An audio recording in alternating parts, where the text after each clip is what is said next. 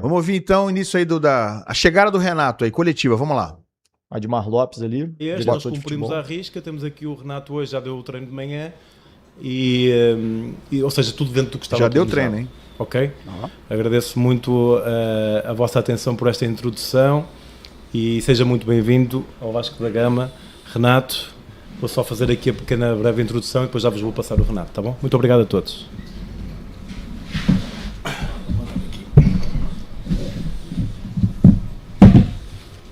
Uma cartinha para ler. O mais importante, sagrado, muito sagrado. Renato, se quiser, joga, hein?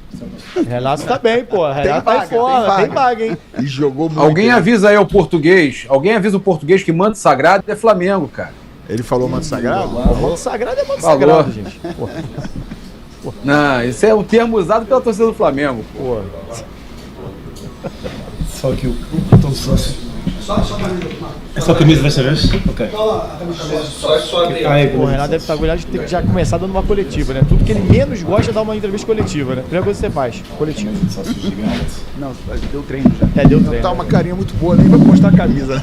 A carinha dele mostrando ali o sócio gigante. Ali, bora que eu tô com fome, bora que eu vou comer, que eu vou indo lá pro porcão, né? Sabia que ver a imagem do Renato dá até vontade de falar, né? Sabia? Vamos lá, deixa eu ver o que ele vai falar no início aí, vambora. E essas primeiras duas respostas dele. Será que ele vai fazer um pronunciamento inicial? O Matheus Babo ali, assessor de imprensa. Uma coletiva que tá acontecendo agora, tá, galera?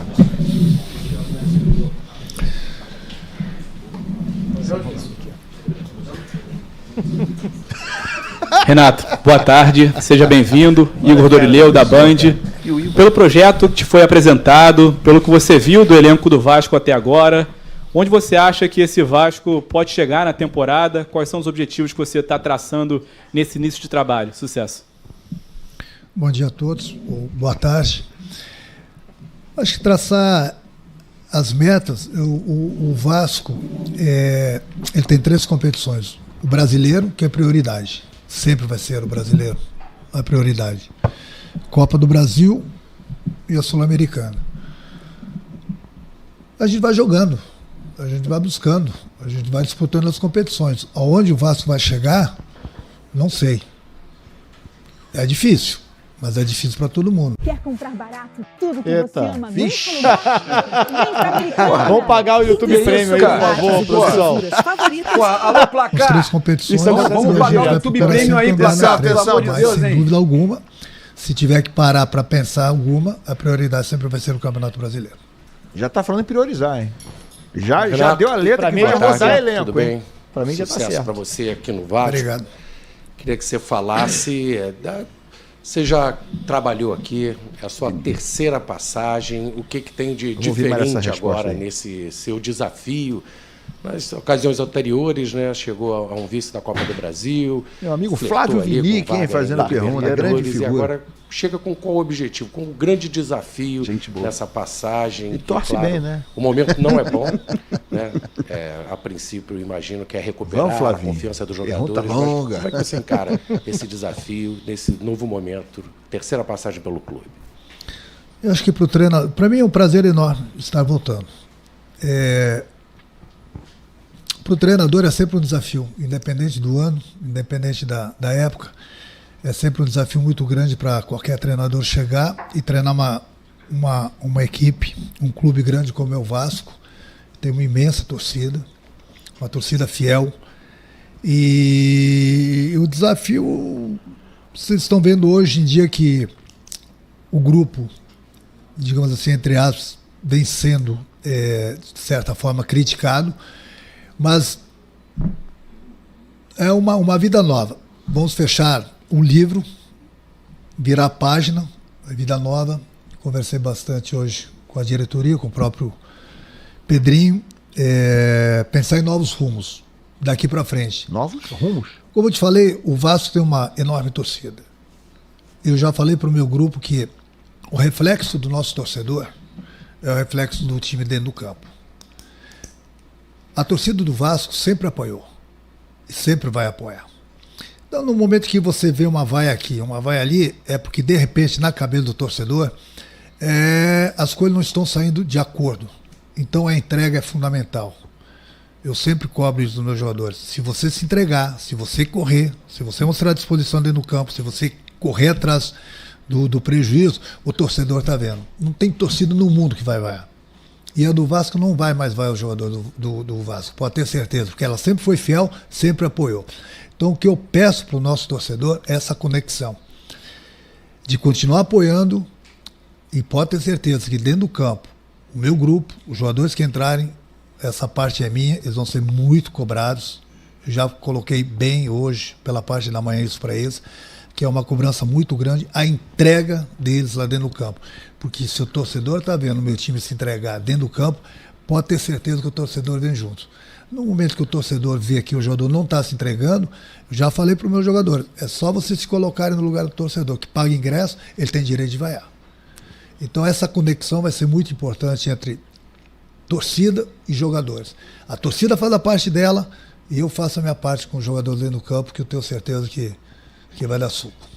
Beleza, Renato, beleza. Isso boa aí tarde, Edson. é trecho, tá, gente? Inicial da coletiva do Renato Gaúcho. Tá acontecendo agora essa coletiva. Mostramos aqui as duas primeiras respostas dele na apresentação dele. Garoni, me chamou a atenção duas coisas aí. Primeiro, ele falando que a torcida não vai mais vaiar os jogadores, né? Ele já prometeu em nome da torcida, né? Não sei quem é que garantiu isso pra ele. E a segunda é o seguinte, ele já falou naquela coisa de priorizar, que são 3 competições. O Renato, ele tem muito isso, né? E ele roda time mesmo, ele bota time em reserva quando ele acha que tem que rodar o elenco. Eu acho que isso já foi, inclusive, conversado talvez com a diretoria, tá? Pois é, mas o que eu estranho é o seguinte, ele fala que a prioridade absoluta é o brasileiro. Ok, né? Se você pensar com a cabeça de que o Vasco quer se salvar do rebaixamento do brasileiro, que para mim é um objetivo muito pequeno, né?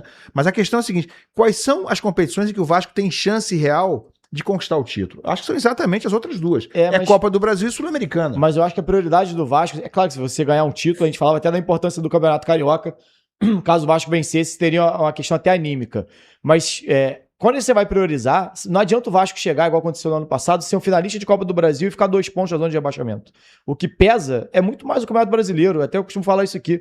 Para mim, a avaliação de treinador, de trabalho, ela passa muito mais pelo brasileiro do que por uma Copa. Você consegue chegar numa Copa sem vencer jogo. O Vasco venceu um jogo de 6 contra times da Série A para chegar numa final de Copa do Brasil. Então, assim, eu acho que quando ele diz em focar no brasileiro, porque acho que não adianta. Eu acho que a Copa é uma consequência, tá? Você consegue, se você tá fazendo um bom brasileiro, se o teu time tá sólido, se você tá... O bom brasileiro pro Vasco hoje é décimo colocado.